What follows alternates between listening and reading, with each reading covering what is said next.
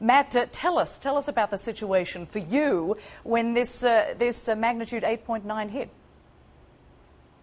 Well, it was absolutely unlike anything I've ever experienced before. I've been living here for 8 years now, and this was quite simply the biggest, longest-lasting earthquake I've ever experienced here.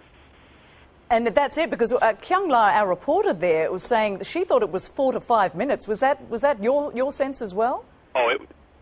Yes, the ground was rolling for an extended period of time. I wasn't exactly sure what to do or where to go. I'd never been prepared for anything like this. My wife and I stood outside and basically held on to the outside of our house. You couldn't even stand up. I mean, literally at the peak of these waves that were washing over the ground, you literally could not stay on your feet. You had to kind of crouch down in a ball or put your back against something so you didn't fall.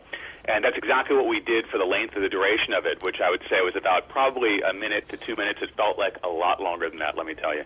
Indeed. And are you saying that you live there, or that you're actually travelling there?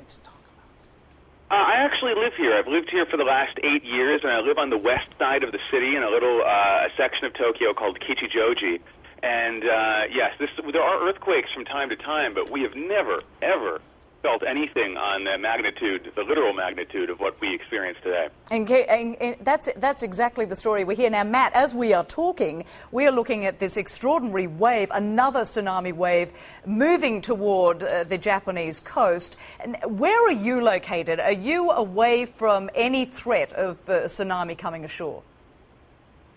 Yes, we're very fortunate to be located quite far inland. Of course, there's some rivers and streams around here, but those aren't being affected by the tsunami. We're I would say a good 10 to 15 miles away from the coastline, so we don't have to really worry about that where we are. But with the footage that we're seeing, the video that we're seeing on the television screens is just, it's absolutely, it's heart-wrenching actually, because you know that probably a lot of those people did not have a chance to evacuate before the wave hit, even though they were telling people you need to get away from the shorelines, you need to get away from the water.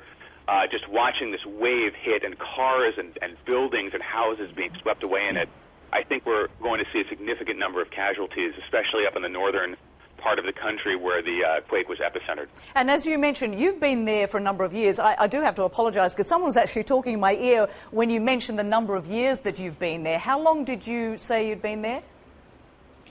I've been here for 8 years. My wife is Japanese, and she's lived here most of her life. And I can tell you, this was something neither of us we were completely unprepared for this. It was a beautiful spring day. It was sunny outside. I had just come home from a little errand to the grocery store, and all of a sudden, bam! It just hit, and you could tell this was different instantly from other little tremors that we've had before. I mean, it just picked up in intensity. It ramped up. The gentle shaking, and things started coming off the shelves, things started falling off our desks, and you could hear this strange, eerie creaking sound of all of the buildings all around us as they were kind of shaken by this, by the tremor of the ground. And it was something I hope I never have to hear again, but unfortunately we keep getting aftershocks.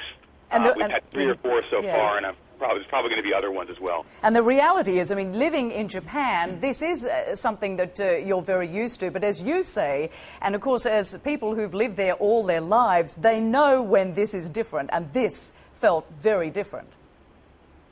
It absolutely did. I think this is going to be a tremor to remember, so to speak, and I think people are going to be talking about this for a long time to come, because really, Tokyo hasn't seen anything like this in decades.